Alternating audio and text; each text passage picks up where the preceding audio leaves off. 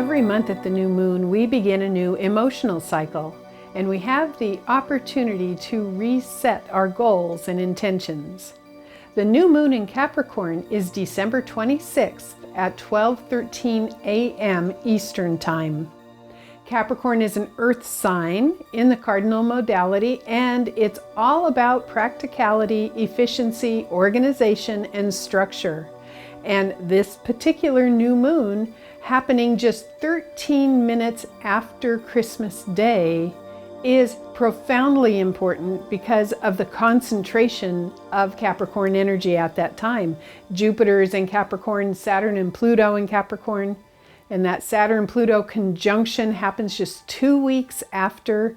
So this is profoundly important. And then this new moon is also an eclipse. So you see the significance here. Isn't it fascinating?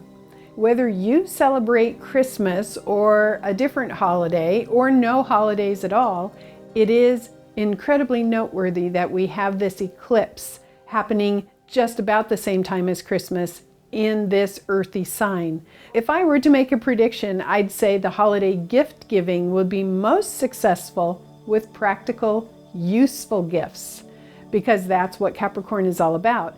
This is going to be a mindful time for people to understand that giving flashy, expensive gifts just in order to get approval is really not the way to go right now. This is about practicality. If you celebrate Christmas, be ready for a more quiet event, a more mindful event, an earthy, grounded event. So this brings me to the second phase, or the second level of this particular eclipse, and that is the concept of understanding how to create the state of mind that you want, particularly if you're in distress, if you're upset, if you're angry, if you're worried, if you're anxious. Here's an important tip I would give you to contemplate and meditate and practice during this eclipse time, and that is to ask yourself, what would comfort you when you're going through a state of mind that is not calm, that is not happy, and you want to bring yourself back to that place? Try to remember to ask yourself, what would comfort me right now? And it's going to be different for different situations. And it just seems so sad to me that we don't teach children to ask themselves that when they are little, and that here we are as adults starting to contemplate this. Now, the other day, I had a meditation class at my house, and I was bringing this up to the group, and of course, we had the fun and sarcastic answers. What would comfort me? Well, a glazed donut, or a big glass of wine, or a martini. Some people said, I need to smoke a joint. It was really funny. And of course, we don't want to be focusing on those things necessarily, except for the wine. I'll go for that. My concept here is to find comforting techniques that work for you based on the situation you're in. Techniques that don't necessarily cost money or have high calories. I know if I'm incredibly frustrated, I need to go do something useful and productive with exercise. I need to go do something I can measure to burn it out of my system. But if I'm sad, or if I've just had something really emotional, I have a different comforting technique at that time.